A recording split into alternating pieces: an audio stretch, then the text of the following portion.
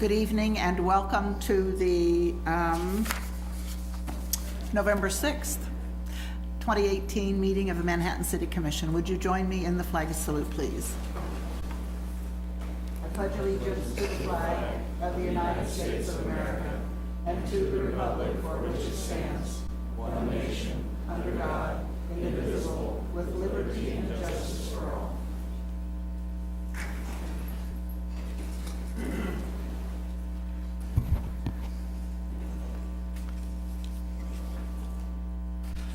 The first item on our agenda will be public comments.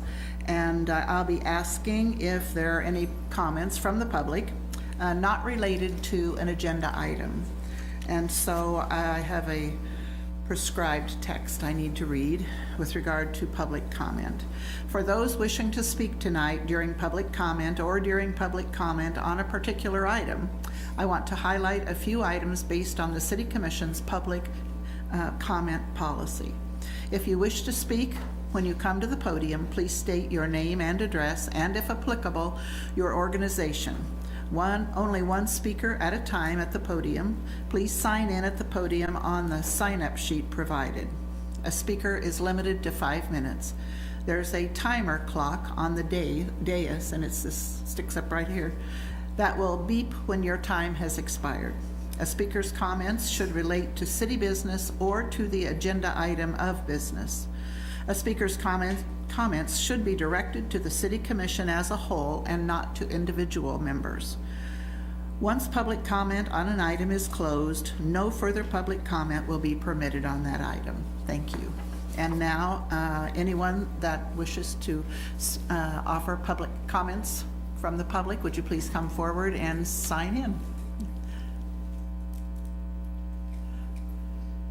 Welcome.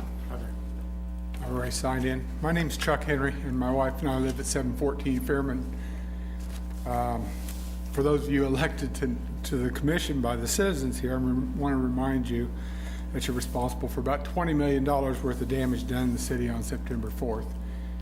And that comes from about $14 million in real estate losses, $2.7 million the city claimed as losses, and at least $3 million and probably more in personal property for businesses and individuals.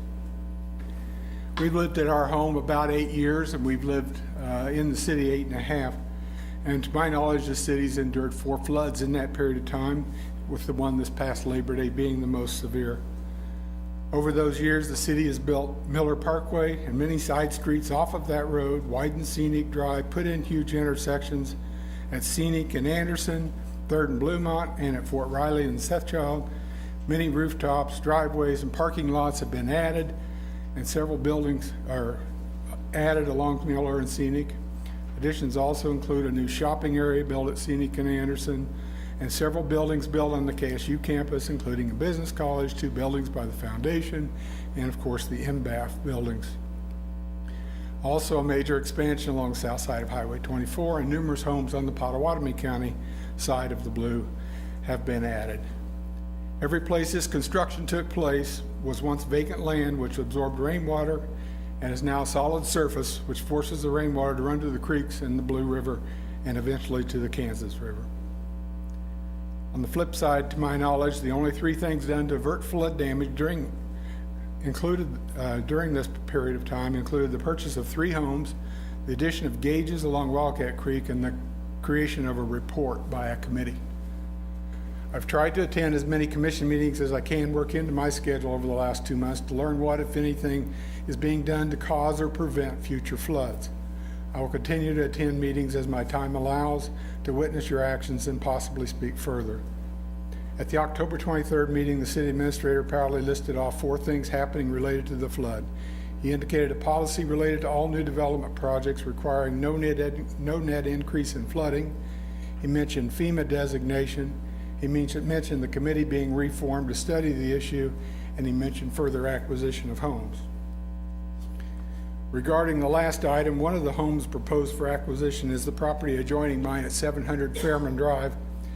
When I asked the administrator in August what would happen to that property if the city took ownership, he indicated they would certainly remove all structures, and beyond that, he was not sure what would happen to the property. I would be interested to know how much less severe this flood was due to the city acquiring those 3 properties. Regarding the committee being reformed, my general comment is ho-hum. The last committee created a report with a plan. The city couldn't get the federal government to pay for any of the plans, so by and large, the report by the committee was shelved. With this new committee, will this new committee have any more success than the previous?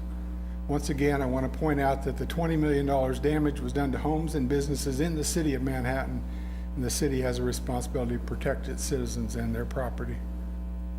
As to the FEMA designation, that is good news on 2 fronts. Not only do all of us citizens not have to pay directly for that $2.7 million damage incurred by the city, there's also a tax benefit to the designation. The latest tax law indicates that individuals can't deduct a casualty loss on their tax return unless the area is a federally declared disaster. I appreciate having that little bit of tax relief for my loss. Regarding the 0 flooding requirement for new projects, I'm skeptical.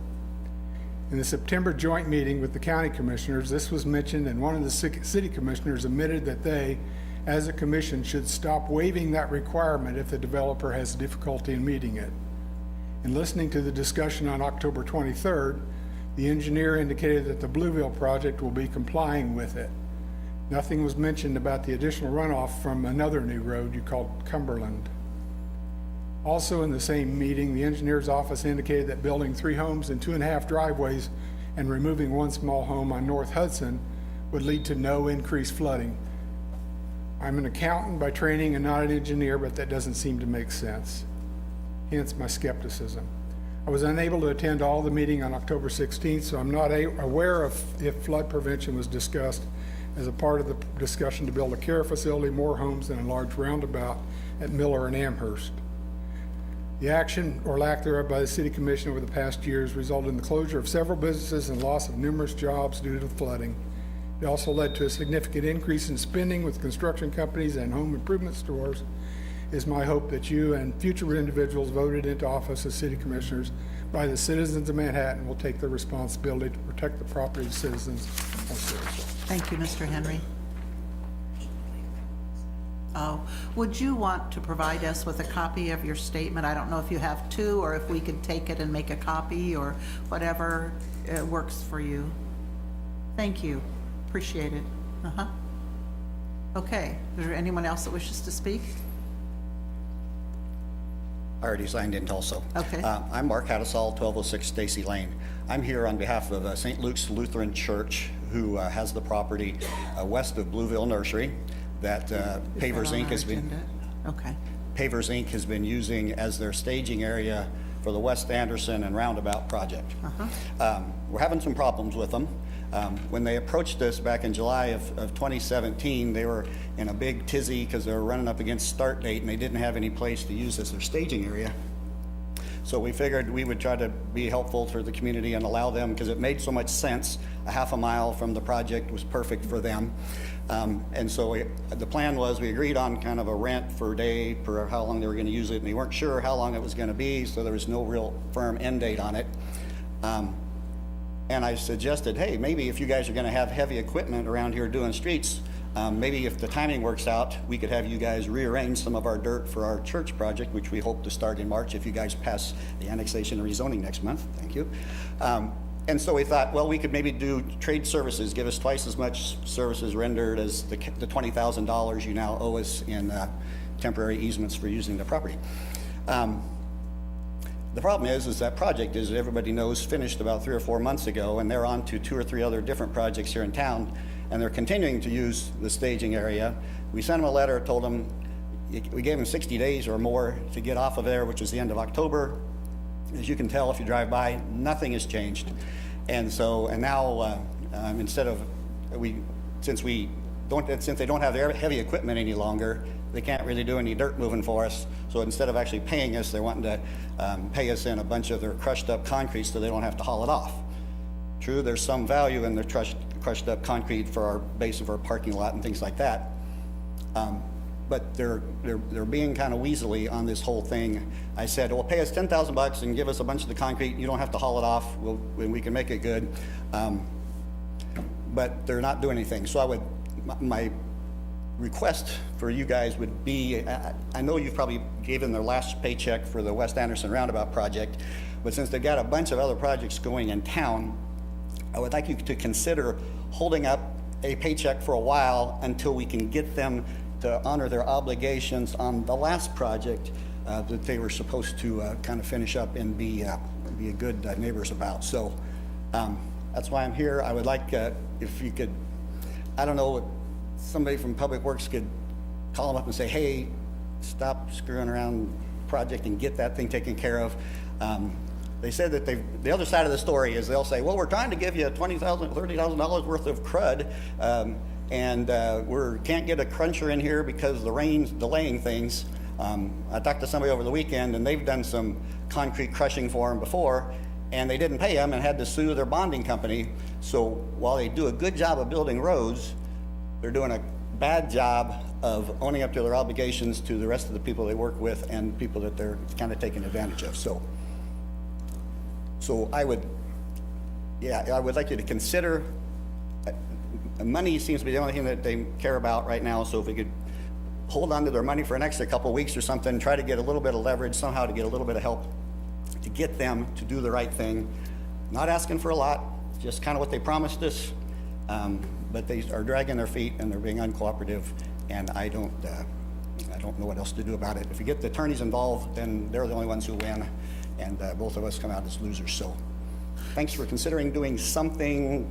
If you could talk to somebody, I would sure appreciate it. And otherwise, next time they come up for a bunch of bids, I will probably be here to discourage you awarding them any contracts because they're really not fulfilling their obligations like they're supposed to.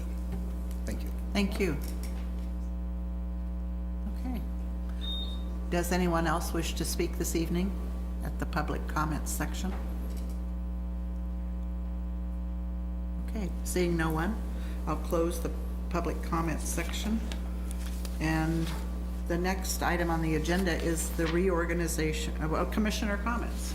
So we usually start at the far end. Jared? I just want to make one comment. Christmas season's coming up and the Festival of Lights will be taking place again, the end of the month.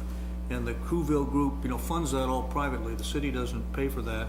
And of course, they're soliciting more donations. So if you got an extra $1, you might consider going to their GoFundMe site or the Greater Manhattan Community Foundation and kicking in a little bit to be sure the Festival of Lights will continue for the next few years.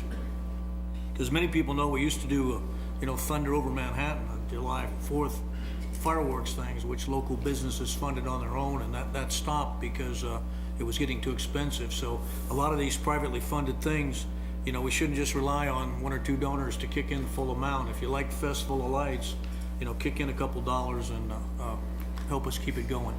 The other thing is, for those of you that have animals, the veterinarians in town, and I've checked with a number of them, they've all sort of partnered with the city through the work that Kyle did on our new ordinance. So when you go to get your rabies shot for your animals, you can buy your city pet tag right there at the vet. And the advantage of that is, of course, saves you a trip to City Hall, and it also allows the rabies tag to be your pet license tag. So instead of 2 tags on the animal, only 1. So that's I think a big improvement.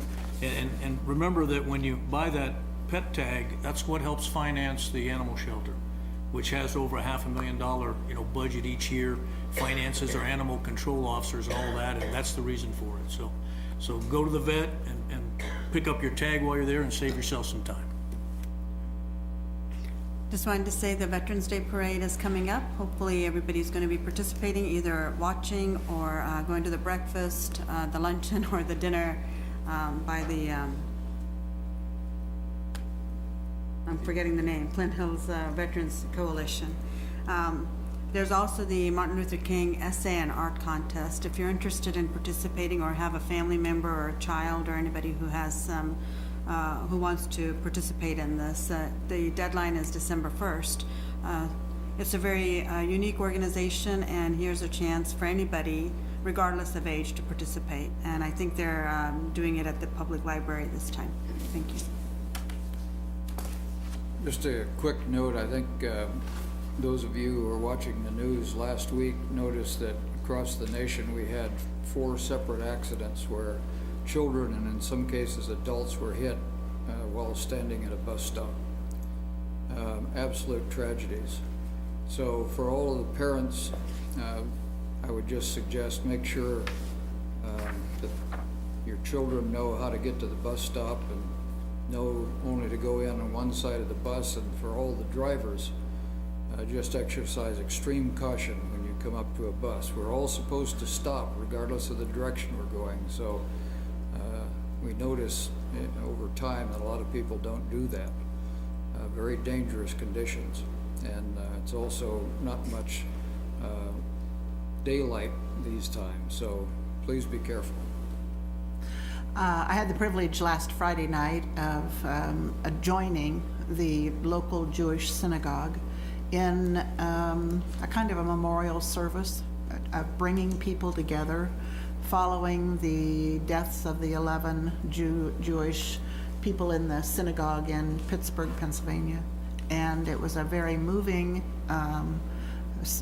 program, and I believe the pastors from, I think, every church in the community was there. It was very appropriate that we came together on that night. So if you have the opportunity at some future time, I encourage you to take part in some of those memorial kinds of things. So I'm next on the agenda, right? To just make some outgoing comments as mayor. When I was first elected, I was excited that none of us could remember anyone from Northview ever being a city commissioner. And and now we have two. Jared has moved out into the neighborhood too. The Northview neighborhood has not always been that participatory in city meetings and reaching out there. We have always gone to work and come home and tended to business, but we didn't reach out a lot. But more recently, there's a Greater Northview Area Action Team, I guess, GNAT. And so they have been really working hard as a group, and I'm just really proud that they're working on behalf of the Northview area. We used to think we got one thing a year from the city. We used to tease. But anyway, so it's an honor to be the first Northview commissioner, and we aren't divided into districts, so I'm not saying that at all, but it is important that we have people from different parts of the community and that we all come together and try to do the best we can for the community. I want to thank Karen McCullough was mayor when I think the first came, and so I looked to her as kind of an example as an understudy, I called it, for how to be mayor. and Yusha, followed by Yusha, and it's been an interesting having 3 women on the city commission those 2 years, and look forward to more women in the future. I think we do tend to make a difference and add some balance. So I've appreciated their leadership and appreciate being able to follow them. We have done some really. When I first became mayor, I didn't want to just. I tried to figure out how can I pick 3 or 4 things as a goal, as a target for the term as mayor, and I couldn't come up with just 3. I finally decided they pretty much all belonged in the infrastructure category, and so this has been a year for infrastructure in this community. We have worked on top of streets, under streets, at the wastewater treatment plant, at the water plant, throughout this community, and it's taken a lot of our money, but it needs to be done because we're a growing community and we have to try to keep up with those things that are essential. We have some economic development money, and I'm kind of proud. We still have it. We didn't spend it. It's easy to spend, and it's really hard to gather together again. So we did fund an economic development, a company called Electric, ICE. So I don't know that we did another one, but we have embarked on a community development project called the UDO, the Unified Development Ordinance, that combines the subdivision regulations and the zoning ordinances. And that's a major undertaking that's taking like 18 months or 2 years. It's we're working on an Aggieville master plan kind of thing right now, a vision. And we've completed the Roger Schultz Park and a master plan. We're working on City Park master plan. This has so many moving pieces, moving parts. We have, the latest initiative we've made is to develop licensure for massage therapy. And not everyone knows, Kansas is one of 2 states that has no regulations at all on massage therapy. And that profession is being compromised by human trafficking. And so the massage therapists here in our community are coming forth and encouraging us to pass an ordinance in the absence of one from Kansas. You know, we license cosmetologists, we license the folks that do our nails, or the people that, the barbers, but we don't license massage therapy. So we think that we're going to be wrapping up, I hope, that ordinance here in the near future, because it's something that we really need to do for moral reasons, I think.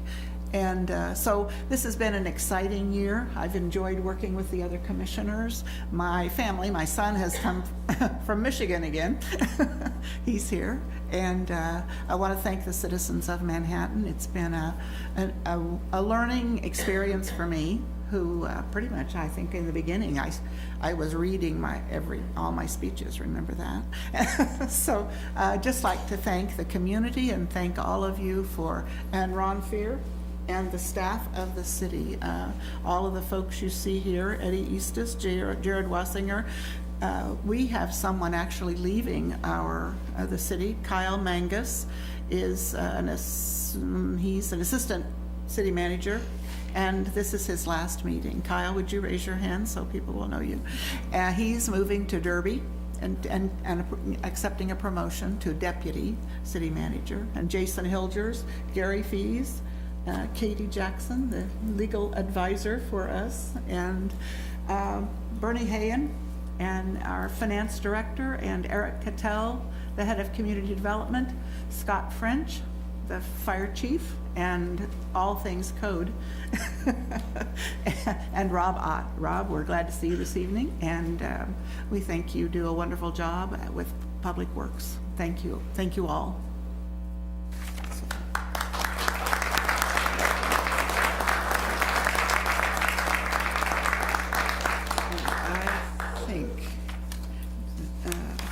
Gary Fees has the floor. Gary Fees is the city clerk, and he's going to take it away. Mayor Morse, at this time, I would like to ask the commission for nominations for mayor.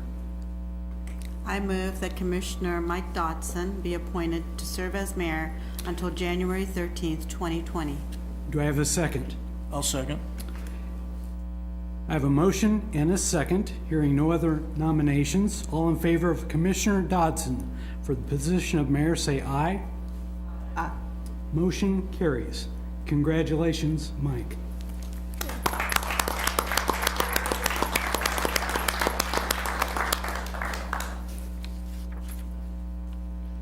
I would like to ask the commission for nominations for Mayor Pro Tem.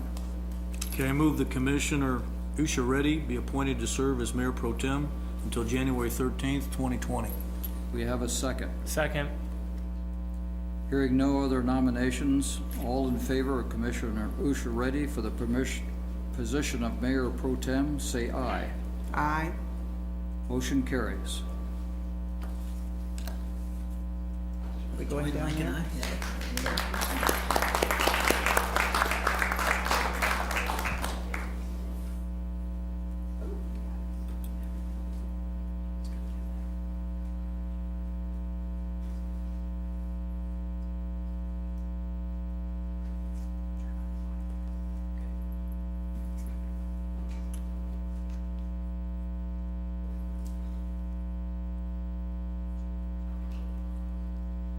Well, it's my pleasure to present this token of office. I mean, everybody recognizes the gavel as someone who's in charge of the proceedings. And I just want to say from all of us that we appreciate Linda's leadership. We appreciate the way that she approached this job. We appreciate her energy. And most of all, we appreciate the way that she reaches out to the community. I don't think there's any group who hasn't been touched by Linda in some way. She's everywhere all the time, and when we come together, she's able to report on the things that are important to all of you. So, as a citizen of Manhattan, we appreciate everything you've done this entire year, and most of all, your leadership.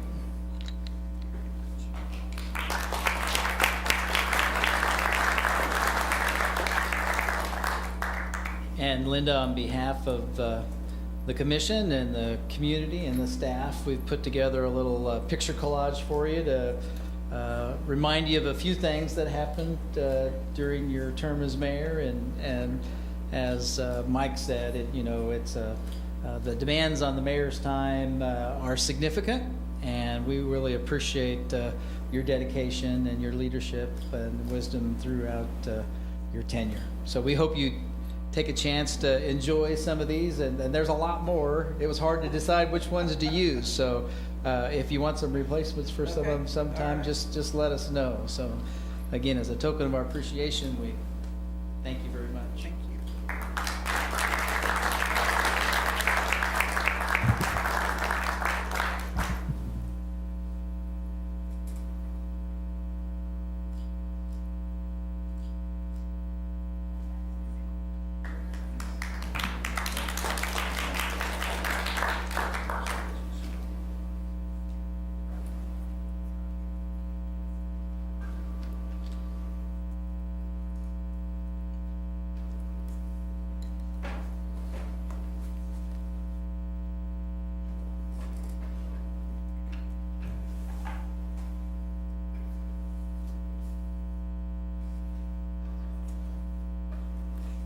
Jared just welcomed me to the far end. Far side.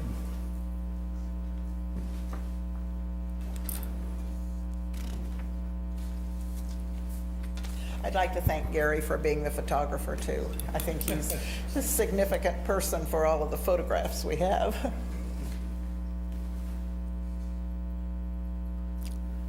So the next item of business is the consent agenda. The items on this consent agenda are those of a routine and housekeeping nature, or those items which has been previously reviewed by the City Commission. A commissioner may request an item be moved to the end of the consent agenda if so wished. Does the commission have any questions or comments on any of the consent agenda items? Yeah, I want to comment on item K and L simply because my sister is married to the owner of the company that bid on that, so I won't be voting on those two items.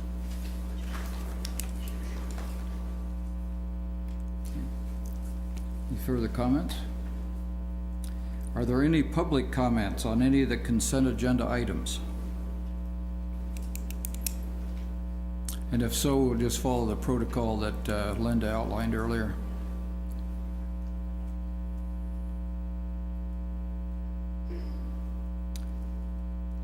Okay, hearing none. I move we accept the consent agenda. Second. Gary, will you call the roll? Commissioner Dodson. I'm Yes. sorry, Mayor Dodson. Yes. Commissioner Reddy. Yes. Commissioner Butler. Yes, except on items K and L, which I can't vote on. Commissioner McKee. Yes. And Commissioner Morse. Yes. Motion carries 5-0 with exceptions of items K and L as indicated by Commissioner Butler.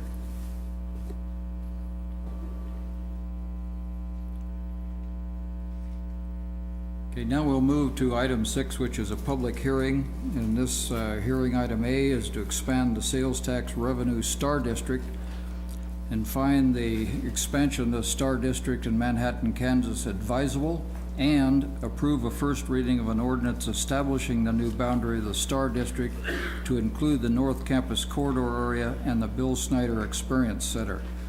And Jason will be the presenter. Thank you, Mayor, Commissioners. As you mentioned, we're here for a public hearing. I ran through these slides in September. I'll be brief, but run through them again. We were awarded our original STAR bonds in '06. We issued those bonds in '09. That debt is anticipated to be retired in 2021. The district has a life through 2026. It gives us an opportunity to capture up to $5 million per year for that 5-year period, so $25 million in total. We've reapproached Secretary of Commerce with a concept that has been met with some agreeable terms, but not yet totally decided. In 2016, as we were working through North Campus Corridor, we identified STAR bonds as a potential revenue source. We started those discussions with the state about extending the STAR District boundary, really adjacent to quite a bit of athletics and the university's property and NBAF. We also worked on an economic impact of the public and private growth as a result of NBAF and K-State's top 50 status for a research institution. We partnered with K-State. We did quite a few studies. We hired GAI. The foundation hired CBRE. And NBAF obviously was part of the K-State initiative. In October of 16, we provided a presentation to the commission highlighting the nearly 5,000 jobs in the payroll and operating budget of over $450 million annually. We identified $50 million in infrastructure necessary for the North Campus Corridor, really including curb-to-curb streets, sidewalks, lighting, all type of entry features, and a lot of amenities for the pedestrians. We identified KDOT federal grants through the Tiger, which now is referred to as BUILD grants, STAR bonds, city university funds, and city at large. In November, we gave you another update in 17, had a phased approach to construction and a phased approach to financing with those same sources identified. We've been approaching the Department of Commerce for the last 3 years, trying to explore ways to tie the North Campus Corridor to those 5 years and that $25 million potential with the STAR bonds. We recognize NBAF and K-State have had and will make significant investments in the coming years. And we knew that continued economic impact would occur along this corridor. STAR bonds is under and will continue to be under scrutiny at the state. We know the next legislative session will be a tough one for this tool to maintain itself. It's highly debatable. The way the tool has been used throughout the state, just a lot of inconsistencies, so there's a lot of folks that don't view it entirely favorably. As I mentioned, we've been in front of them many times over the last 3 years talking about several ideas. Their most favorable at this point is a facility associated with Coach Snyder and K-State football. So our existing tax increment finance STAR district is really the areas highlighted in this map. It encompasses both our north and south end redevelopment areas. And as I mentioned, that was established in 2006. This is the expansion zone, primarily right-of-way along College Avenue, Denison Avenue, and North Manhattan, and Kimball Avenue. There is a minor modification to that, and it includes an area north of Kimball on K-State property today, part of a foundation master plan to include another office building, which is really the hole in the donut of that area. This gray scale area would be a private building. Well, we had anticipated surrounding it with the facility dedicated to Coach Snyder, as well as amenities, public amenities in and around it for access, parking, streetscape, landscaping, lighting, those types of amenities that would be in and around this facility. Just to recap again, those STAR revenues are committed through 2021 under our existing bonds. That $5 million a year for that remaining 5 years at 25 total. We're looking to invest a portion of that in our infrastructure and set aside a portion for the attraction. There's a public process. We passed a resolution in September. Tonight's the public hearing and first reading of an ordinance, and the second reading of that ordinance would be a couple weeks from now. The plan that comes along with any STAR or TIF district can be done after the boundary is established. Tonight's public hearing is simply about that boundary. It identifies the area in which we can spend STAR revenues. We will have to come back to the community with a plan that will be considered by both the planning board and the city commission that will really dive into the details of how this $25 million could be spent. We're also pursuing a letter from the Secretary of Commerce awarding that $25 million. There is a letter in your packet that included a preliminary more of a nod to us that the concept meets their definition. They have not awarded us $25 million. This boundary expansion and ultimately a redevelopment plan adoption would simply be telling the community and the state how we would spend that money. We are eligible to expand this district without an award. We would anticipate an award forthcoming in the near term, but it's not really identified when that'll happen just yet. If it happens, obviously we'll be back with a plan how we're going to spend that.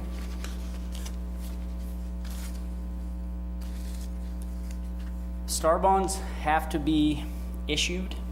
We're not allowed to pay as we go. We can't simply receive that $5 million and use it to pay those project costs. The Secretary of Commerce actually has to sign your bonds. So we will have to hire our bond counsel, financial advisors, and an underwriter to place this bond. We could call the existing bond and add to it. It still would have to go out to the market and receive that debt for that 5-year period. And as I mentioned, STAR needs to go towards public infrastructure. In this application and in this award, it would be restricted to those public improvements and the facility itself. It's been a pretty strong message from the state. In order for us to leverage this revenue, we must have an attraction in the corridor. For quite some time, we were trying to bring that attraction down to the Discovery Center itself and add an exhibit. And it was being entertained, but here of late, they've given us this direction to create the attraction in the corridor itself. This is a budget you've seen. It's an attempt to identify enough revenue to proceed with our North Campus Corridor infrastructure project. Trying to break down the $45 million. KDOT is in for 4.2. We should know by the 1st of January on the Tiger Build Grant application. City University is in for 10. STAR, obviously, we're asking for 25. That could be reduced, obviously, to 15 to 17 and a half for infrastructure. The other 7.5 to 10 likely to go to the facility itself and its surrounding improvements. So you have a subtotal anywhere from 46 to 49 million, and then a grand total with the Snyder facility of 52 to 55 million.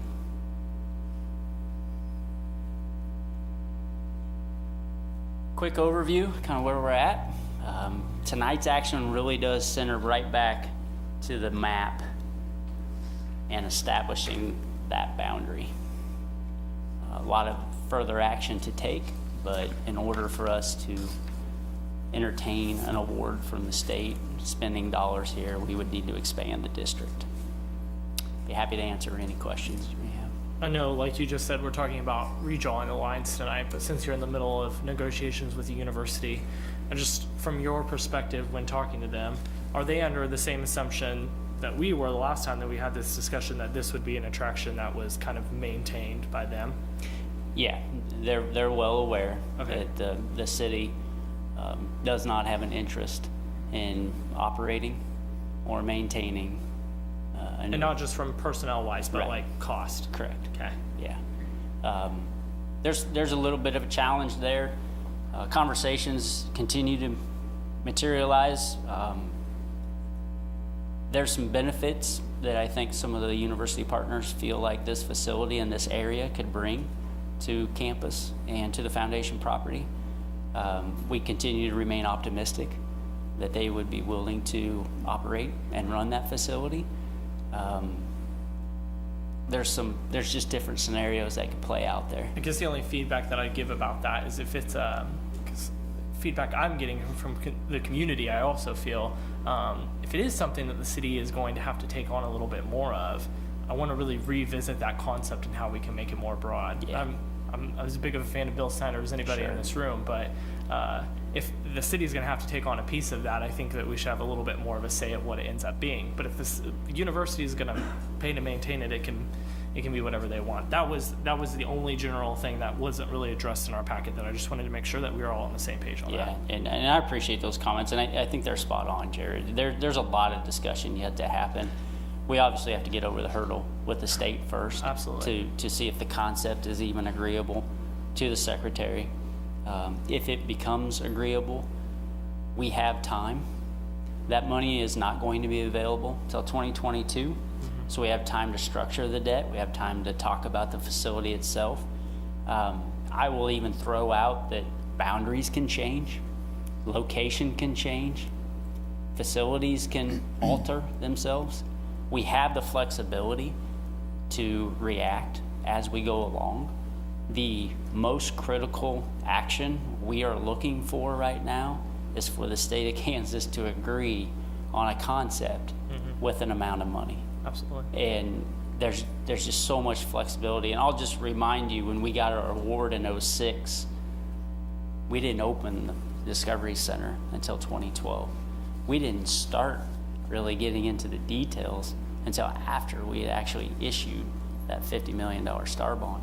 So a lot transpired, and a lot of feedback, a lot of discussion and debate about the size of the facility, the number of exhibits, the type of exhibits, number of staff, the revenues, the expenses. All those details really came out long after we got the award. And from the time we got the award in 2006 to the time the facility opened in 2012, 6 years had transpired. That's 3 different commissions, and there was a lot of different perspectives by the time we actually opened it. Yeah, totally understand. That I wanted to make sure that we addressed that publicly, because Yep. nearly the only feedback I'm getting on this project is that portion. Yep. And so I appreciate it, and that's the only question I had. Understood. Thank you. I want to echo Commissioner McKee's concerns there, because that's something I've heard too, is the attraction. And I guess the way I see it is what we're trying to vote on here tonight or get approved is essentially the boundaries, not the attraction and specifics of it. So I don't have a problem with that. We can get the boundaries there. But, the idea, I'd like to include in the motion, not that it's a Bill Snyder Experience Center, but just an attraction center. Because it sends the message that we're sort of approving, what's been discussed with the Department of Commerce. But, as you said, this thing could morph into anything else. I've gotten suggestions like put Bill Snyder's name on it, but call it the Kansas, Hall of, excellent coaches, and include high school coaches and everything else. And I think the community's probably got 1,000 ideas on how to do this. Yeah. And so I don't want to just, make it sound like we're pointing it in a certain direction without leaving that flexibility there. I think your point's well taken. There are a lot of references to the Discovery Center by way of terms and descriptions that simply aren't what the facility is today. And throughout that 6-year period, a lot of different ideas, a lot of different either negative or positive connotations associated with the building that if you walk in it today, aren't accurate. We're gonna have the same thing here. There's gonna be a lot of people that jump to conclusions, jump to, oh, I know what this is gonna be, I know what the, it really is going to evolve over time. But this body will be intimately involved because you are the arm that ends up issuing the debt, and you will be involved in the facility design and construction. Doesn't mean you're gonna be involved, as we mentioned, with the maintenance and the operation. But this body takes on all those responsibilities because this body is the one being granted the money. So a lot to come with those details. Except we might look different. You might. And that's my concern. So one of the things that, you know, we already dedicated from the city university funds $10 million. And because we do take this area very seriously as far as development, you said the build grant might come in January, and we may not get it also. That's $17 million. So when we're looking at the STAR bonds, although I am for trying to get something at the desk at the state level so they can sign on to STAR bonds, I think I want to be clear. When we did the Flint Hills Discovery Center, we were very involved because we needed those STAR bonds, and then we put forth some transient guest tax money to go towards that. I don't want to see that with this. I want it to be clear in the minutes or somewhere that transient guest tax money there's not a percentage of it that goes to this facility, tourist facility, or Eco-Devo funds that go to the tourist facility. And would we be collecting property taxes on this if it's built? Is that, if they were to build this Snyder facility, do we collect any property taxes on that? It's a detail that will have to be determined at the time it opens, and the county appraiser looks at how it's operated and who owns it. Do we collect the property taxes right now on phase 2? Oh, yeah. Yeah, so I was thinking because this is next door, I'm hoping we do. It'll be a matter of how it's structured and how Okay. it's operated. See, that's my thing with the Kansas State University, because we are in such close ties with them, there's a whole lot of property that we don't get property taxes on because it's university owned. So there's a lot of benefits to having this, and the only thing that's pushing me a little forward is the STAR bond to get this going. But we did increase it already from 45 million to 55 million, anticipating that 7 to 10 million will go towards the facility. So that's an increase in itself. I just want to be extremely clear that none of the city funds are going to be allocated at any level, because this body will look different. And I worry that by the time the facility comes across another 5 commissioners, things will change, and we will end up obligating ourselves to something that tonight we are saying it should be, if it's owned by the university, it needs to be run by the university. Our main priority in this is the entire North Campus corridor, not one part of it. And that's why I would like to see this forward, but I need to be clear about that, and I don't know how future commissioners will see that as far as part of the discussion. And I think the future commissioners, much like yourselves, you change, and you change philosophies. We used to have transient guest tax in the Flint Hills Discovery Center. We don't anymore. Right. And that became an action item that you all considered. Future commissions, there's not going to be a lot you can do today to bind them.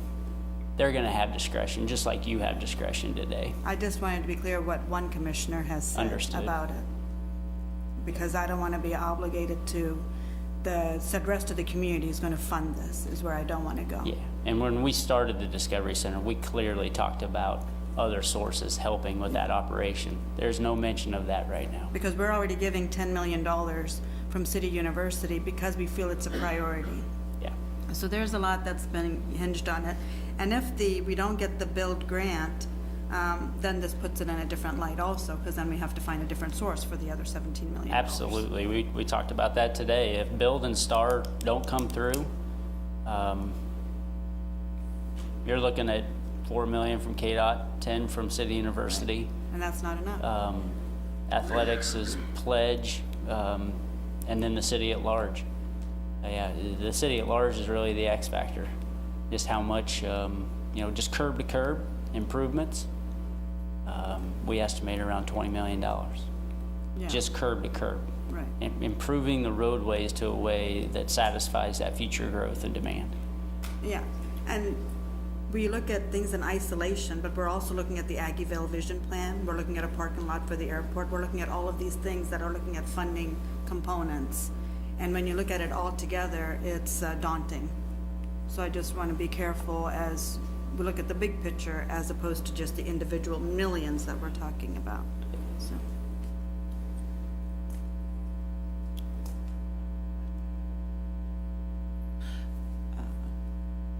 When we're further along and after a public comment. That was, Okay. Yeah, I think one of the things, I'm not sure you mentioned strongly enough, but the sequence of events here is important, as is the timing. So if we don't get this area approved, then the window will shut on the highest probability of getting a star bond approved. So that's kind of where we are. And then I'd say on the kind of obligating future commissions, you don't actually do that until we obligate against the project beginning. Once you sign that paper, then everybody's in, because we've then started to bond it, or at least do temp notes for it. So, all right, if there are no comments right now, I'll open a public hearing. And for those who would wish to speak on this subject, if you recall Mayor Morse's explanation at the time, that still holds for this process. So if you would like to come and speak, please come up and state your name and sign in, and we'll go from there. So anyone wishes to speak on this topic?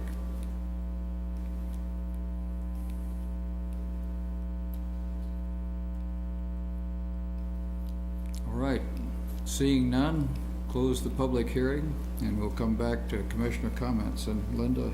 well, I understand that this is just the beginning, and I'm anxious for this process to begin. It's important that we have a vision, and Jason has provided that vision.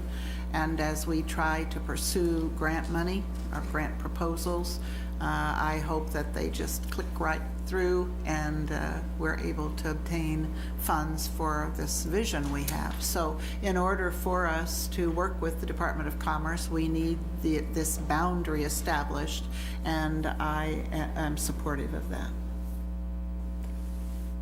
Okay, so I'll make a motion that we find the expansion of the Star District advisable and approve first reading of an ordinance establishing the new boundary of the Star District to include the North Campus Corridor area and the site for the attraction center.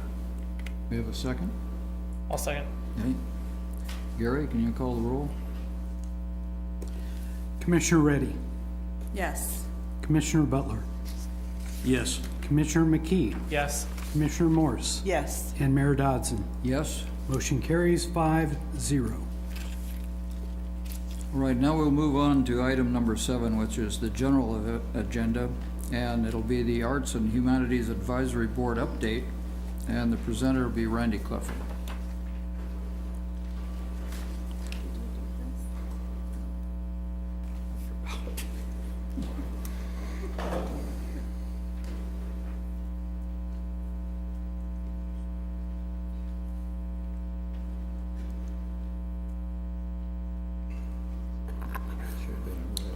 Good evening, Mayor and Commissioners. It is my privilege to be here to speak tonight on behalf of the Arts and Humanities Advisory Board. My name is Randy Clifford, Director of Recreation, but I am here in my role as the staff liaison with the Advisory Board. I would also like to introduce Aaron O'Lane, who is with us this evening as the Chair of the Arts and Humanities Advisory Board, and he will also be joining me to speak on this topic as we move through our presentation. I want to provide a little bit of background information initially. The Arts and Humanities Advisory Board was created by ordinance in 2011 after a recommendation made by a community group that was working through the Arts and Humanities Association of Manhattan. which is that coalition group that continues to work in our community today with a variety of arts and humanities organizations. And so after it was created, developed some bylaws and some direction for this board. And the purpose of the Arts and Humanities Board is simply to promote and encourage the development and awareness of the arts and humanities in the city with several different areas of emphasis. Number one, to review capital improvement program items and make recommendations to incorporate arts and humanities elements into CIP projects. You have seen on occasion those types of projects submitted as part of the capital improvement process. To provide an annual report and plan to the Commission on arts and humanities opportunities in the city, and to include recommended activities, programs, projects, and collaborations as you see fit. To research and recommend fundraising and grant opportunities, and we'll have the opportunity to talk about that a little bit this evening. To assist with developing city guidelines related to the selection, placement, and maintenance of public art and other displays, performances, exhibitions, and similar activities, and to make reports and recommendations to the governing body on all matters referenced to it by the Commission.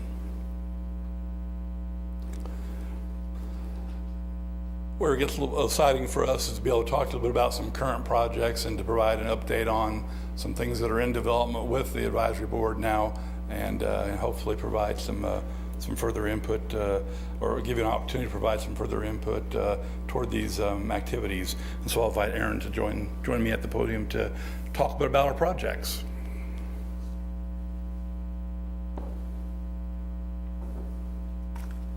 Good evening, Commissioners. Congratulations, former mayor, and congratulations, new mayor. My name is Aaron O'Lean, and I am the chair of the mayorally appointed Arts and Humanities Advisory Board. I have three other AHAB members that are here this evening to provide support: Karen McCullough, Hillary Whalen, and Rebecca Hackman-Ballman. We are excited to inform the Commission about several things tonight, but primarily two projects for which we're seeking the Commission's approval, both of which we have funding sources ready and waiting to go should the Commission find these projects to be beneficial to the community, and I hope the Commission will. The first project that I'd like to talk about is this juried art competition. This is something that I think many of you would have seen if you visit, or you would have seen the effects of this when you visit other cities and you take a stroll down some other cities' main thoroughfare, typically their pedestrian downtown district, and you will often see public sculptures in various rights of way. Lawrence, for example, has an annual public sculpture contest where it's my understanding most of the sculptures are primarily focused on the Massachusetts Street area, but there are other cities that do this, and we would like to start doing this in Manhattan. So what we did is we applied for a grant from the Greater Manhattan Community Foundation. It was a grant for Greater Manhattan, I believe, and their maximum grant amount was $10, and we were awarded that amount. And our plan is to submit a call for public art. There are various ways that one can advertise a call for public art within the art community. And Rebecca, who's on our board, she's actually has experience with this. I think it was, in a way, part of her higher education thesis when she was in New York. But you issue a public call for art, and you have artists make submissions. You have a jury process by which a certain number of pieces are selected, and then we do not envision that these pieces will be selected for permanent installation, but rather a temporary installation. It's common to have them be displayed for about a year, and that's what we propose here, is an annual event where you will have new pieces that would annually be selected and installed, and it would refresh the landscape, give people something to look forward to. And so essentially what would happen is the selected artworks would be leased from the artists for the period of time, and the artists would be paid either rent or an honoraria for that. These are some other examples of some other cities that have done something like this, and I'm very anxious for Manhattan to join this list. These are some of the examples that you'll see. Typically, they are physical sculptures, and that's probably the majority of the type of submissions that we would get. However, we did intentionally want to be broad in our call for art. There are some more unique, cutting-edge art forms, such as sound art, art involving other senses beyond just your eyes and what you can touch tangibly. Those more cutting-edge art forms admittedly come with greater complications that would have to be considered and worked out before any of those types of pieces could be installed. So I don't think anyone should be overly concerned that we might turn portions of Manhattan into experimental art that no one would understand. I think primarily what we would receive submissions for are items like this, because they would need to withstand any of these items would need to be able to withstand the elements for a year, and the artists would know this and have experience with this. I also should point out that Hillary, who's also on our board, she's a sculptor herself. So while I have no artistic qualifications, there are those on our board who do and who have participated in these types of competitions before and are familiar with how they're run. So we have come up with some basic parameters. It occurred to us when we acquired the funds or got permission to acquire the funds from GMCF that this could perhaps dovetail nicely with the third Thursdays that Downtown Manhattan Inc. and the Manhattan Arts Center have started up on Points Avenue. And it's my understanding that the first third Thursday for 2019 will be in May of 2019. So it's not crucial that we be able to organize and execute this public art competition such that everything could be installed by that third Thursday in May 2019, but that's something I would certainly like to try to do, because I think it just would provide for some good synergy between the two concepts, perhaps some shared advertising and promotion opportunities, and it would just be a great way to kick off the spring in 2019. So we would hope to get approval to proceed and issue our call for art as soon as possible. We do understand that there's a lot of details that would need to be worked out. City Attorney's Office would ultimately need to approve lease agreements, for example.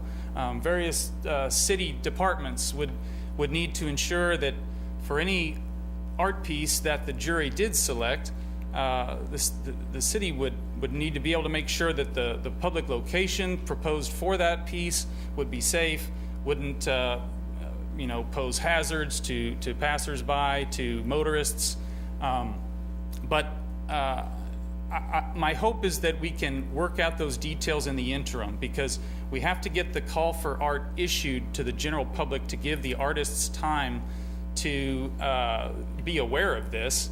And my hope is that after we issue the public call, then we can work out the details such that they will be ironed out and ready to go by the time that the pieces are selected and before any lease agreements with the artists are signed.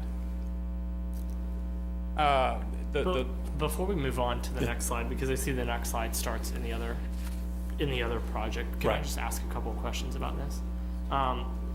So it seems like, I realize there's some things, pieces that still need to be worked out, but it seems like the most important piece, and in your pictures, it seemed like those cities had created almost like permanent places for those pieces to set. I mean, is the city confident that there is 8 spots in downtown Manhattan that don't interfere too heavily, that we could place something like this? Because it's going to be quite embarrassing if we do a call for art and then identify that there really aren't 8 spots in downtown Manhattan where we could do something more permanent like that. I think with the work that the committee has done, and I speak to the committee within AHAB that has put several months worth of work on this, we've identified a number of locations both in and around that downtown core area. So again, not necessarily have to be located on points directly, but in some of the other areas of the downtown core. And I think there'll be some things I'm sure we'll learn as we go through this process. And we have talked a little bit internally about what that looks like in terms of making the installation sites and what will be needed for preparation for those sites. And it's something that we'll learn as we prepare for the first go around on this, essentially, because we'll be looking at the types of projects that will be submitted, looking at the locations that could be identified and the space that's available in those locations, and that'll guide us a little bit in determining what installation preparation will be needed. So it's kind of the two are going to kind of work together in this first go around to help provide some guidance. But the committee has done quite a bit of work in trying to identify a number of locations that would be potentially suitable for the placement of public art in this area. So is the plan to kind of hash those things out over the next month and a half? Correct. And have those come back to the commission for approval before we do the actual, we would move forward on the call of art? I think guess we'd like if I'm to. saying I approve, I'm okay with you guys moving forward on this tonight. I want to know exactly what I'm saying I'm okay with Right. you moving forward doing. I think we need to maintain some flexibility in terms of the actual sites until we actually know where or what types of art pieces are going to be submitted. But I think what we can do is give you some additional documentation that shows where those potential sites could be. Okay. So you could at least look at some of these different options. And again, we have both public and private property in that make up the downtown core, obviously, and so we have to. There's considerations for property owners as well as the public spaces. So. Okay. Thank you. Yeah, and a quick follow-up, Commissioner McKee. We would love to have 8 pieces. I think that's probably on the high side. We only have $10,000, and we have to save some monies to cover advertising and deinstallation costs. So I think a number around 5, 6. I think 8 is best case scenario, but probably won't be the case. But I kind of glossed over the fact that I do envision that this would be a smaller first year for something like this, both given our monetary constraints, but also that's kind of to our benefit as we perfect what will hopefully be an annual process. I think that it makes the most sense to put these pieces in the downtown core points and say 4th Street areas, just because that is, historically the downtown area of Manhattan. It's seen a lot of revitalization, and our group wants the pieces to be viewable in one little jaunt, so to speak. I want it to be a walking tour where people have maps that are printed that talks about the artists, and they can go around and see all the pieces, within an hour or less. I think it just makes the most sense to try to have this take place in the downtown points, 4th Street area. There are other public areas that we could look at if we needed to. Our board has not, intensively looked at other areas, but the Blue Earth Plaza comes to my mind, as well as City Park. Just areas where there's a lot of city property and is pedestrian friendly. Thank you.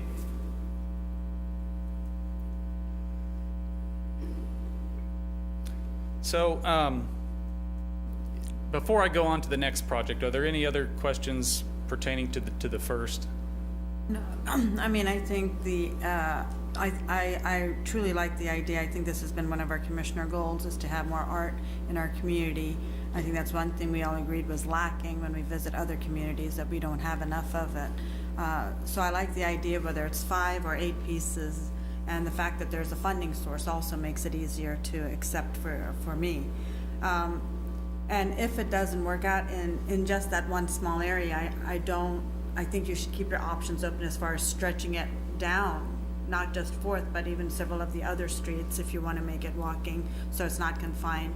There's still that area around Blue Earth Plaza. There's still that area around the town center.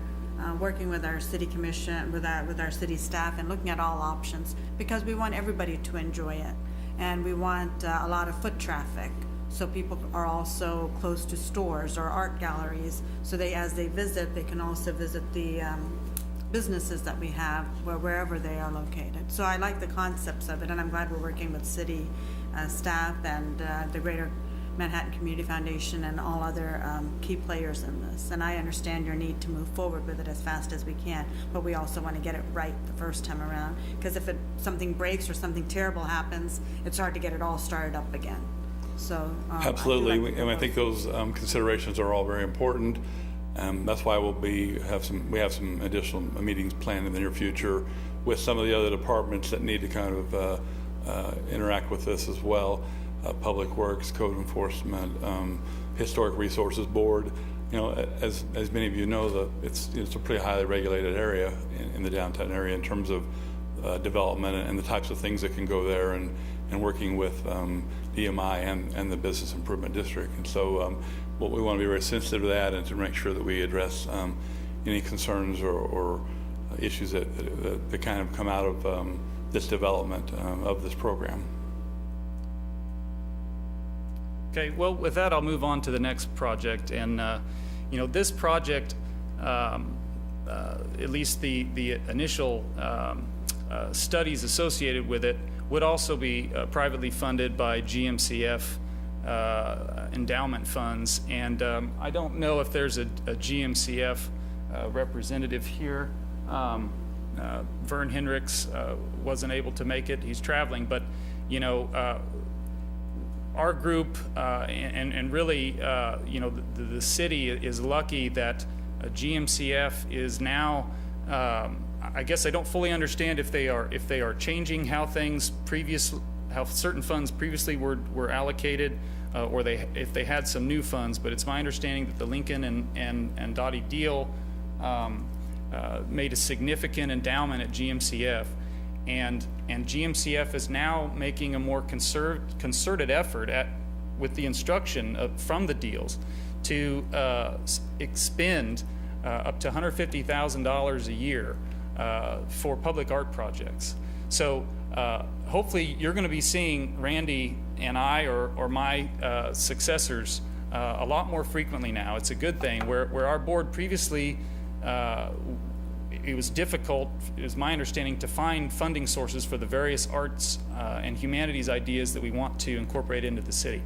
Now, while they're not earmarked specifically for AHAB in the city, GMCF has a pool of money that they are ready to spend to try to promote the arts in accordance with the deal's wishes. And so this is another one that GMCF is ready to write the check to fund what is a permanent and quite monumental piece of sculpture that I'm excited about. And I have a little maquette here if someone wants to see it up close. But this is called Prairie Wind, and it was conceived of by Tal Streeter. He was a local Manhattanite. I believe he's on the Wall of Fame at Manhattan High. He became internationally known as a monumental sculpture maker, primarily, I believe, in metals. But this is a concept that he envisioned and never got to realize. He conceived of this, I believe, back in the late 90s. It was going to kind of cap off the new millennium, and originally he conceived of it as being installed in Triangle Park. This piece that he envisioned is best case scenario would be 60 feet high, which I understand is the height of the Wareham.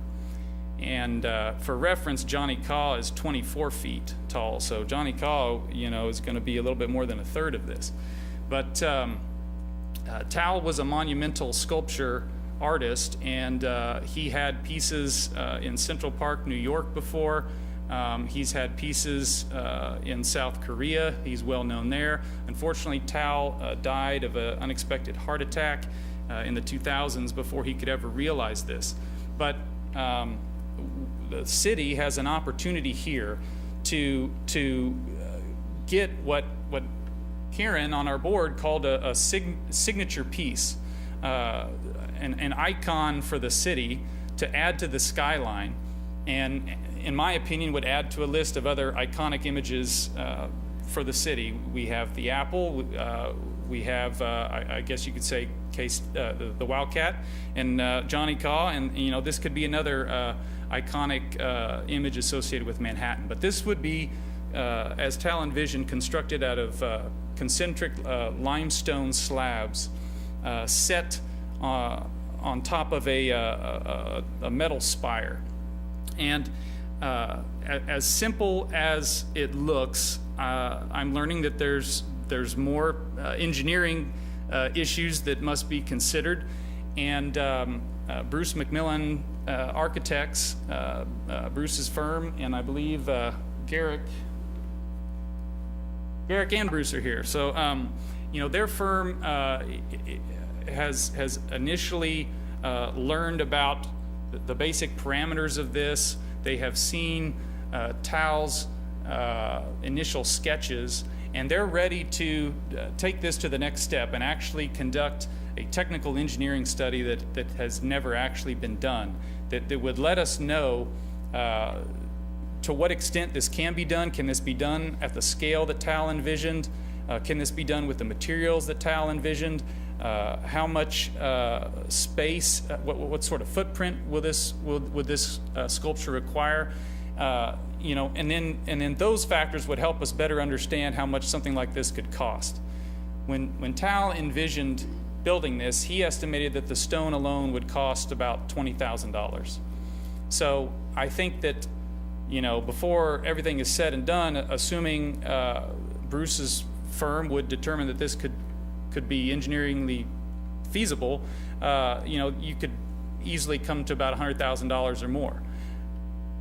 The good news is we now have GMCF that, again, they're not earmarking funds necessarily for AHAB or the city, but they're ready to spend significant dollars annually, and they are informally looking quite heavily at AHAB to come to them with public arts projects.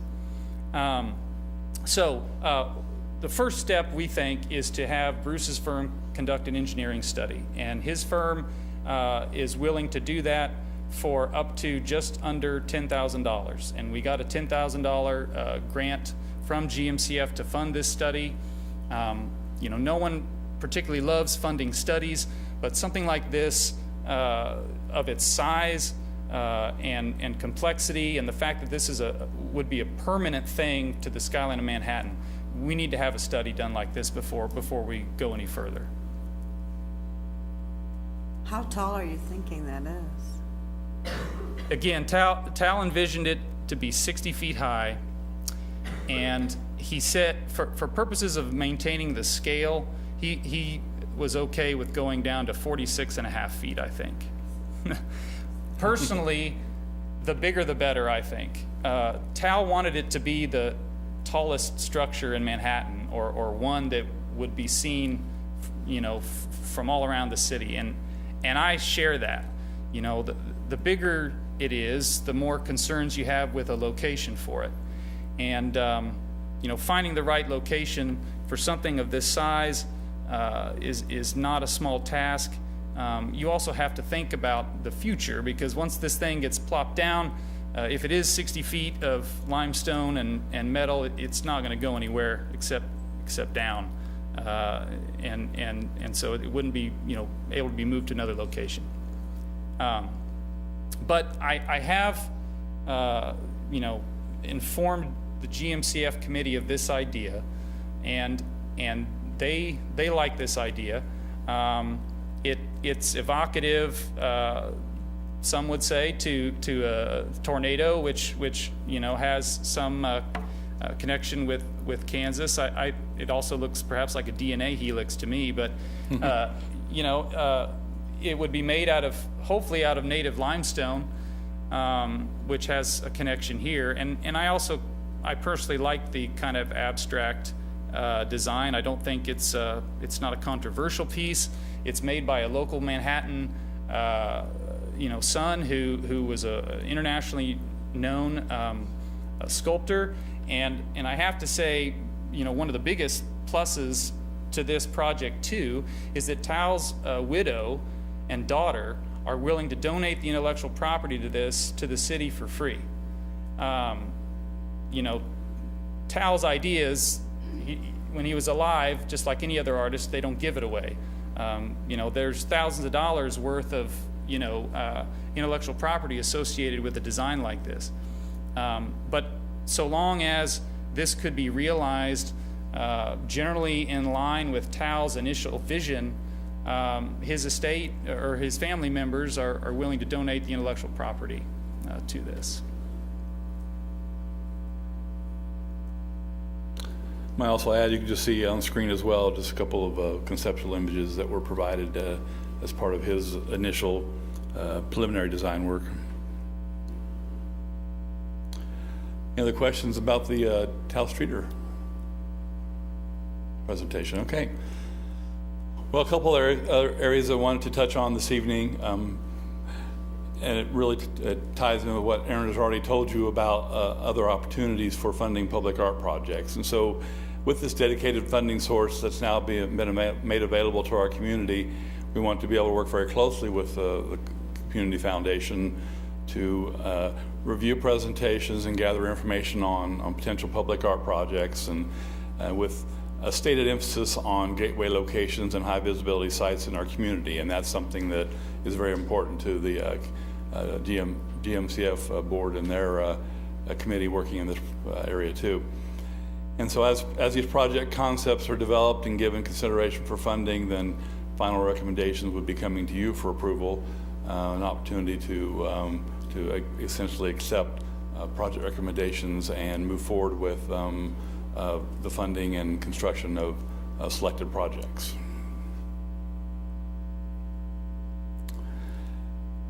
And also tied in with this effort is our work toward developing a more formal public art policy for the community.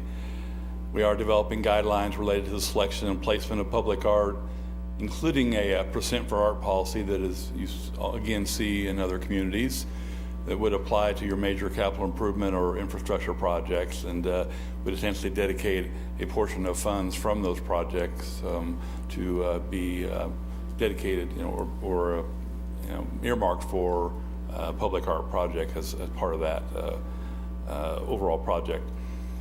And so our committee is working on a draft policy that will emphasize public input and involvement, and try interface with a number of different segments of the community. And we do anticipate that this recommended policy will be ready for commission consideration in the near future, as we try to move forward with developing those guidelines that are going to be needed as we start addressing potential public art projects in our community. So that's kind of a summary of some of the things we're working on, and again, very excited about some opportunities here to really sink some teeth in some projects and bring some public art components to our community. I'd be happy to answer any questions you might have about these efforts. Or I would appreciate any direction or recommendations that you have to offer as well. I just have a couple of comments, I guess, and we'll ask the public, but I think there's some important elements here, and one is kind of discovering and having somebody who can decide what art is. That's always kind of puzzled me, but I know what I don't want in the city, and you probably do too. Right. And then having a committee that can work with everybody concerned, all the stakeholders, to properly place this art. So if it's on public property, that's one thing. If it's on private property, that's another. And on the juried kind of art, you know, when we're $10,000 is great. I mean, it's better than what we've ever had before, but you know, what we're gonna have to do, I assume, is find some pedestals or something, so when it rotates, it can be used again and again. Otherwise, you know, you're gonna eat up all that money every time. Right. But just trying to have a stable place for it to sit, and then hopefully not have to worry about vandalism or anything like that. And I'd really like to see it spread across the city. I mean, Commissioner Butler, you know, went to a lot of work on the memorials across the city. So you can, there's an app for that. You can go on and take a little tour of all the kind of memorial spots across the city.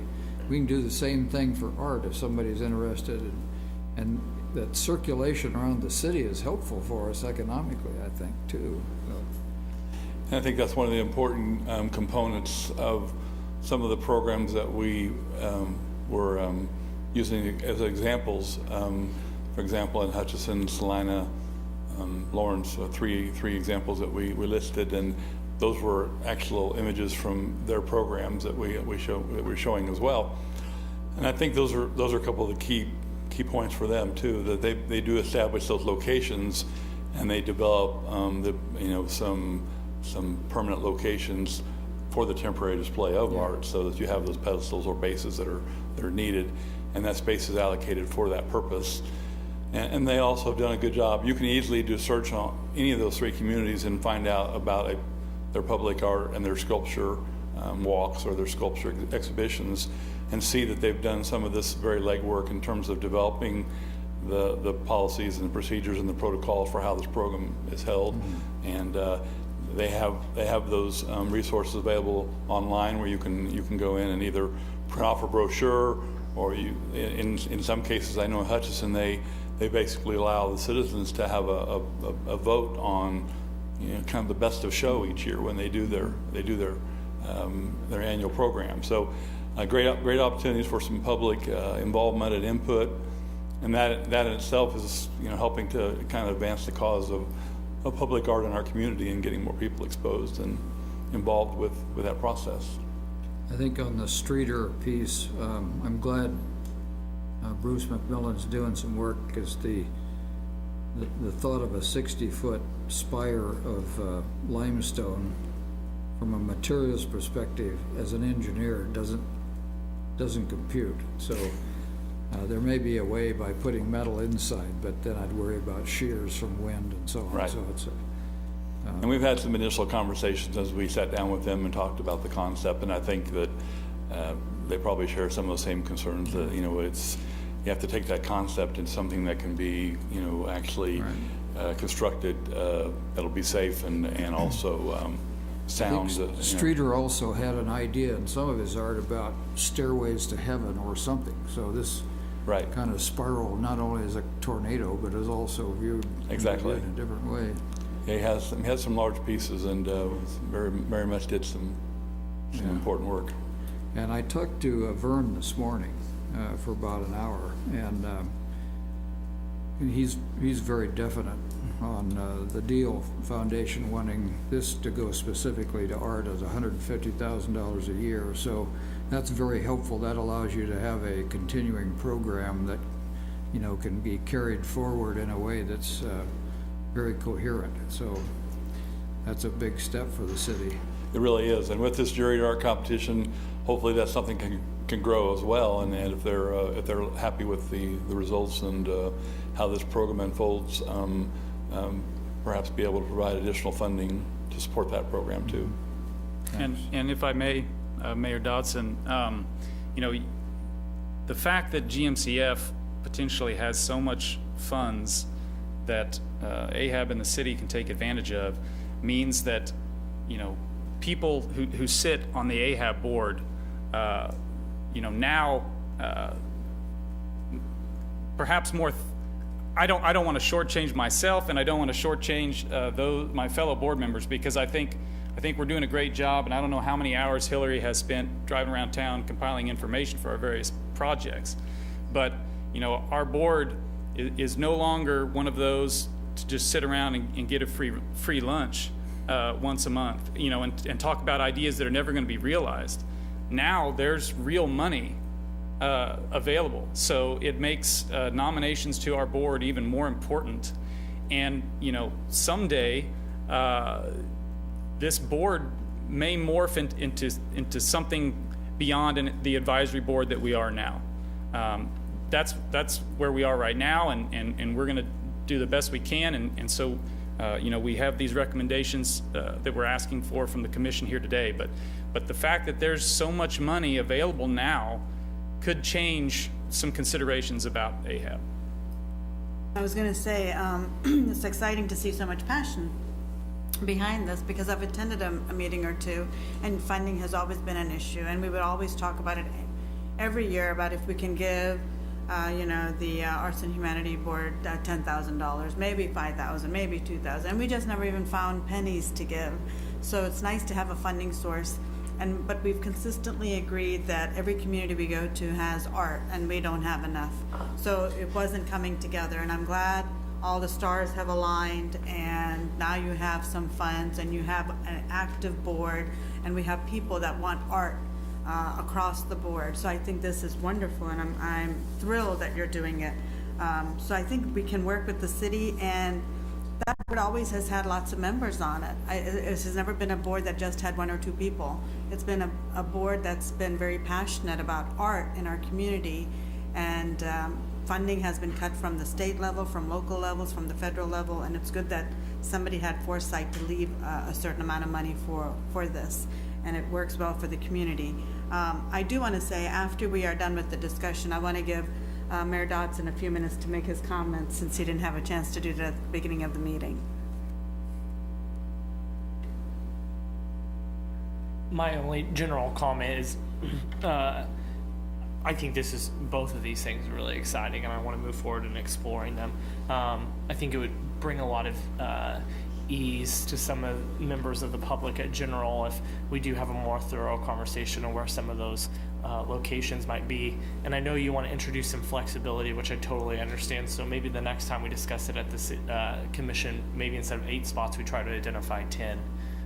Right. And just outline those so it's clear, so that when we do start making these calls to the public, there's no surprises, or calls for the art, there's no surprises about how this is going to play out and where some of those pieces might go.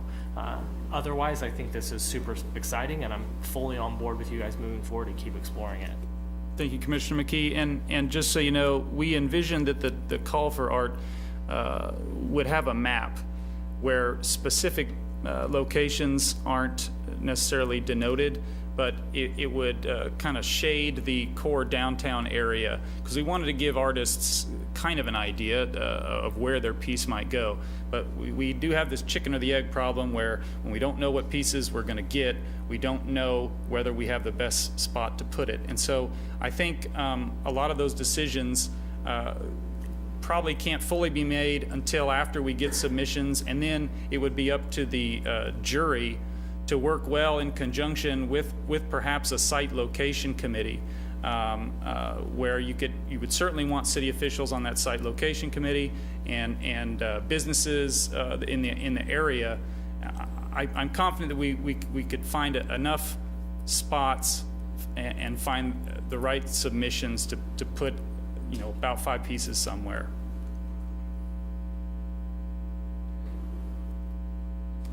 Okay, thank you.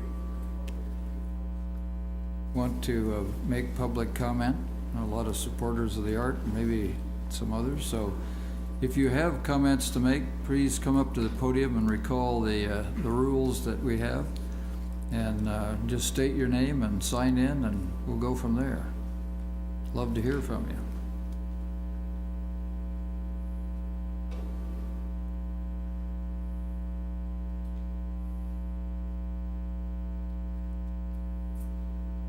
I was a little late. I missed the rules, but Blade Mages, I'm currently the DMI president of the board of directors, 314 Fordham Road here in Manhattan. Did I get all the boxes ticked?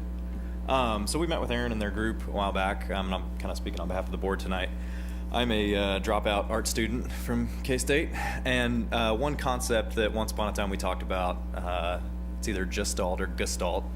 I don't know, maybe somebody can draw some correction to that, but it's this idea that the sum's greater than the part, than the whole is greater than the sum of its parts. I really like the Tal Streeter example.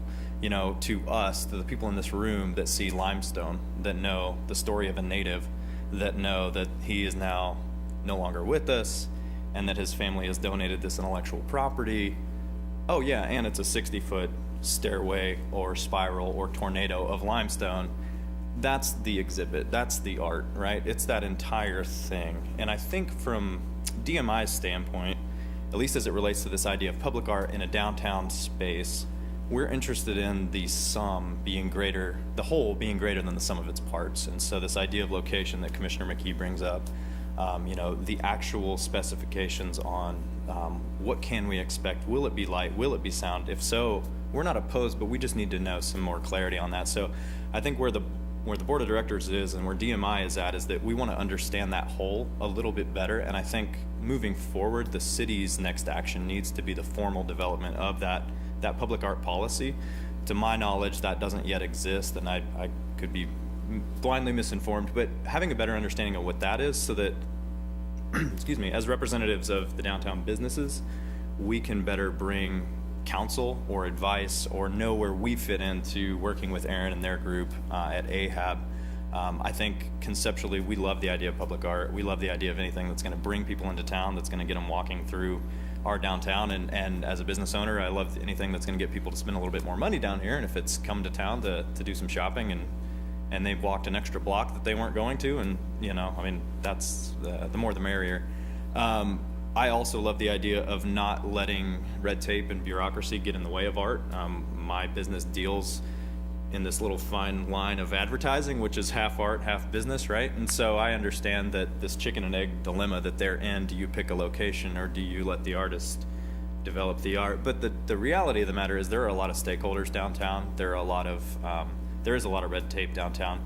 When I started my business down there, I could walk out at 5 p.m. and I've always said I could lay in the middle of the road and not get hit by a car for about 5 hours straight. I mean, it was just empty. And now you can't find a parking spot even at 8:45. So times are changing, downtown is changing, and the opinion of those stakeholders really, really matters. So I just would urge both AHAB and the commission to continue pressing on the idea of defining the whole, especially as we do have, over the course of 10 years, we're talking about $1.5 million that could be invested into this idea of public art. We need to get this foundation right today. Otherwise, we're going to end up with a hodgepodge of maybe misinformed or misguided, or because we didn't take the time to get this right, from day one. And so I just, on behalf of DMI, I want to express our reticence to maybe support this wholly until there is a little bit more clarity on some of the specifics of the actual effort itself as it relates to the juried art selection. This is my first time seeing the Streeter concept. Love it. I think it's super cool. I would love to help lay mortar if I can.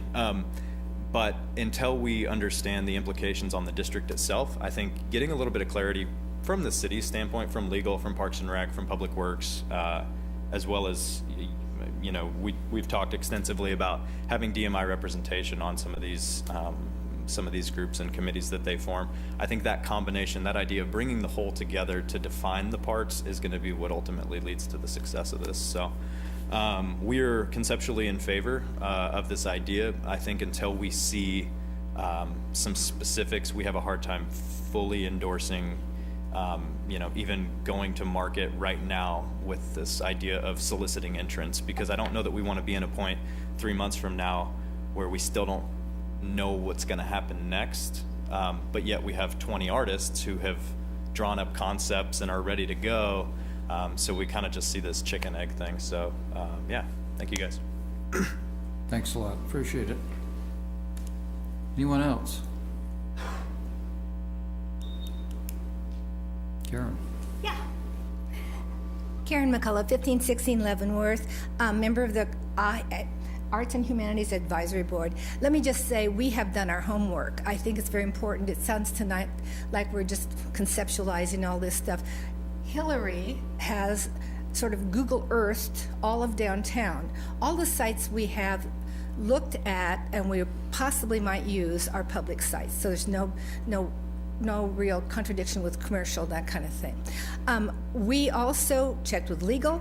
We've checked with engineering. We made sure that we checked with Park and Recs. We did invite downtown Manhattan to several meetings, and sadly they were not able to attend. And we have been meeting every 2 weeks most of the summer, so we had a lot of meetings. Anyway, so I just want you to know, please give us your blessing. What we're doing here is kind of a new idea, and we're taking it baby steps. We will go on consulting everybody and their cousin as this comes to be.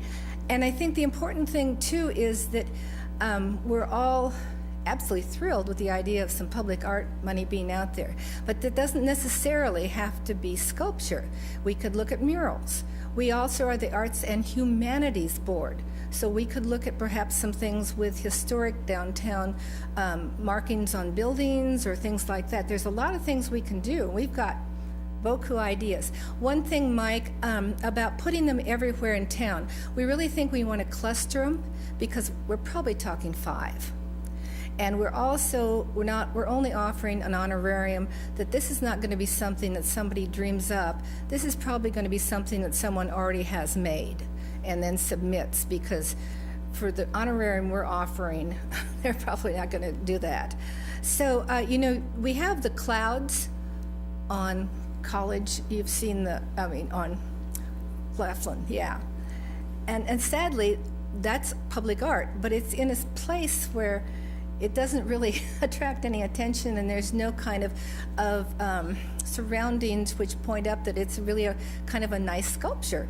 It just sort of sits there. So what we're trying to do by kind of clustering these is really make them a statement as a group. And in the future, we might go to the city park, we might go to Blue Earth Plaza, we have all kinds of ideas, but I do think this committee really deserves your appreciation, because they have been working their little tails off, and we have good advisement from people like Rebecca Bauman, who's done this kind of thing, who's on the K-State faculty, and we will certainly include everybody that we can in the future. Thank you.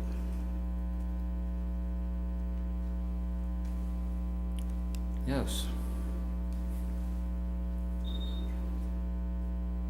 Hi, I'm Ellen Pennington West. I live at 321 North 16th Street, and I am the owner of Strecker Nelson West Gallery at 406.5 Points Avenue. Pardon the prepared statement, but I'm not Blade, and I don't do off the cuff nearly as well. I am not a property owner in downtown Manhattan, but I am a business owner, and as such, I am required to pay fees to the Downtown Business Improvement District. I would like to state that I am fully in support of the concept of public art in downtown Manhattan. I have concerns about the proposed juried public art competition as it currently stands. I am concerned that I and the other downtown stakeholders were not informed of the proposed installation of artwork in our neighborhood, nor were we offered a chance to comment until very recently. When a property near my home on 16th Street is going before the Board of Zoning Appeals, I receive a letter from the city informing me of the proposed changes and when the public hearing is. Downtown Manhattan Incorporated is very good about informing me of parades on points or the restriping of the parking spaces and various other projects and events that may have an impact on my business. I don't feel there has been a similar information flow as pertains to the proposed juried public art competition. It is my opinion that the downtown stakeholders should have been brought in at the beginning of the project, not near the end. The next comments I have are about the proposed call for art, which I will say I am pleased to see that some of these things have been revised from the version that I first saw. The one that I first saw lacked specifics, and honestly, it was not one that I would be willing to share with the artists that I represent. There was no stated theme, and at the time, the necessity of the pieces being Kansas weather resistant was not addressed. Seems they've rectified that. There were no guidelines for size and weight, and while I am pleased there is planned remuneration for the artists, there is no mention of how the city would recoup the first portion of the fee paid to the artist should the art not be delivered, or should it be substantially different from the approved design. I would like to see this project come to fruition, but I believe it needs to be reworked and all concerned parties need to be included. Thank you.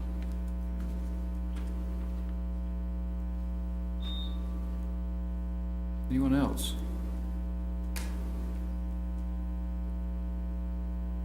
All right, seeing no one, we'll close the public comment session and ask for additional commissioner comments. Yeah, just real quick.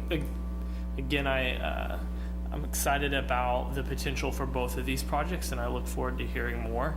How I foresee this process working is, in my eyes, is kind of the beginning of the process, even though there's still a want to try to get everything finalized before the end of the year. Essentially what we're doing tonight, and what the board is doing tonight, is seeking a recommendation from the city commission to start to allow staff to work out those details that you just brought up.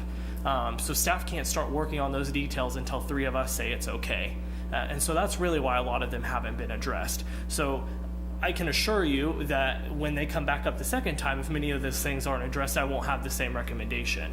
But right now, these are really in the infant stages of these ideas, and they're exciting, and there's something new in Manhattan, so I'm fully supportive of it. I do have many of the same concerns that some of the DMI members brought up, but I think those things can be worked out, not a reason to halt a project like this. So I look forward to seeing the second presentation of this, and I'm sure city staff and the board will continue to work with DMI to bring them into the process. So I just wanted to throw that out there.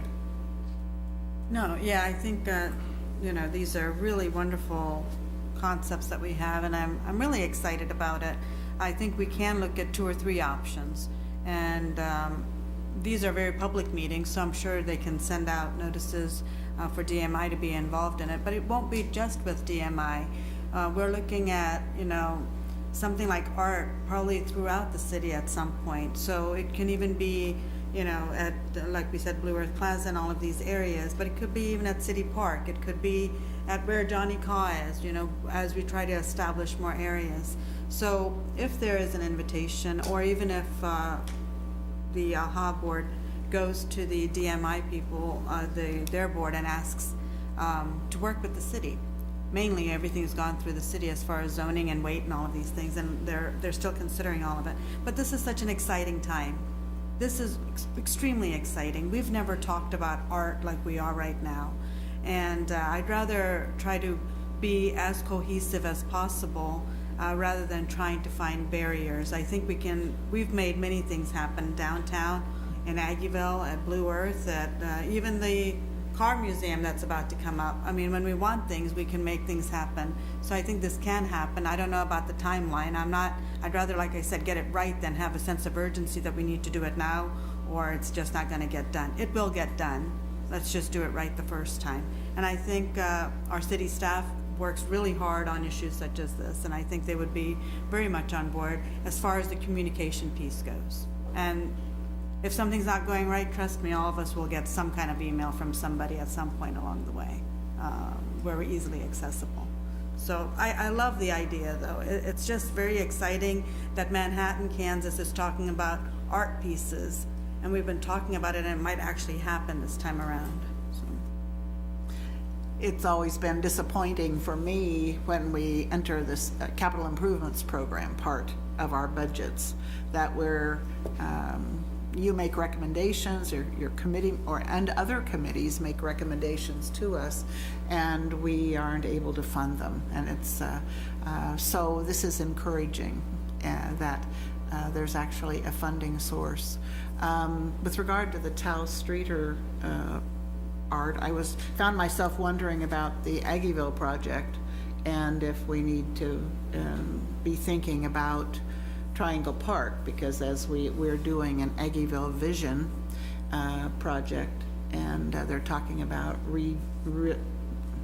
redoing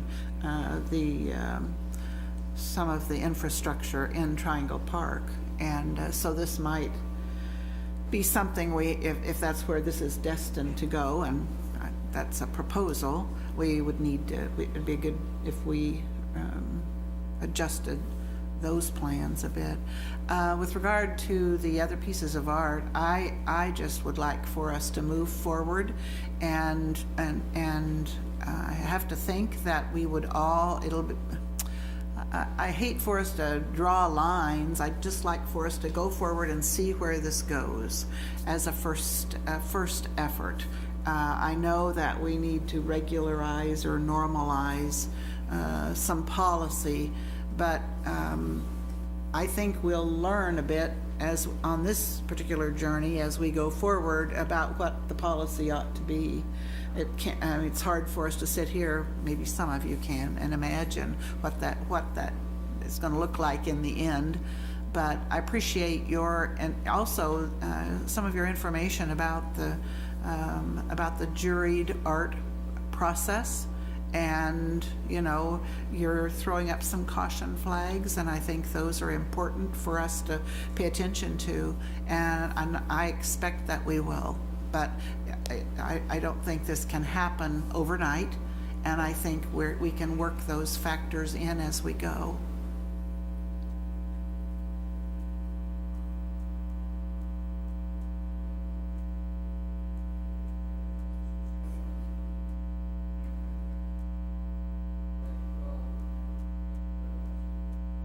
Great discussion, and for one, I learned quite a bit in the packet as well. So, I'll learn to understand art a little bit better as we go ahead.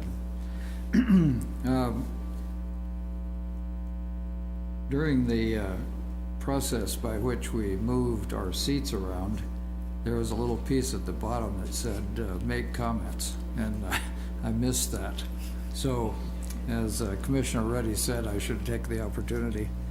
So I just want everybody to know I am very proud to serve in this position, and I want to thank Mayor Morse for her great leadership during the year. I mean, when we look down here, we've got a great group who doesn't always see the same way, but when we walk out of here, we're all friends. And so I think that's a great strength, because whenever you have different points of view that can be brought to a problem, you're going to have a much better outcome. We do have some challenges. This next year is going to be probably a little bit flat, just by looking around and seeing enrollment, by seeing deployments out of Fort Riley, and that's what determines to a large extent how the city gets its revenue. Now, at the same time, we've got some really exciting projects going on, and what we've asked the city to do, and we'll roll this out at some time, but as was expressed during the first part of the meeting, we have so many things going on that we kind of lose track of how we're going to pay for all of them and when they're going to occur. So I think everybody will be much more comforted once we lay that out, so we can kind of see which things are funded and when they're going to be funded and what mechanism we're going to use to fund them. A lot of these fundings, particularly the one that Rob Ott has, are what you might call self-funded, because they come out of our funds that come from water bills and sewer bills and those kind of things. So the debt that we have is not quite as daunting as one might think, but it's still something that has to be balanced. So one of the things that I've tried to do for the past several years is achieve some kind of a balance. And overall, I'm an optimist, and I have great faith in the future, but I'm also a realist. So what that means is I want to chart a course to the future, but I want to know in specific detail how fast we can get there and the revenues that we have to get us there. But one of the things that attracted me back to Manhattan was the intellectual energy in this community, the involvement of the citizens. And as I said before, we've got a great team here with the people that are sitting up here, not only the ones that are elected, but the city staff. I don't think as if anyone could look around to other communities that you could find a more dedicated, hardworking city staff. And they, I think, execute what we want them to do with fairness and equity, and that's a great strength. And so you ought to have a lot of faith in their ability to execute our program. So all in all, as we go through this next year, I have great faith in our ability to both get us to the future and serve all of the citizens here. So thanks.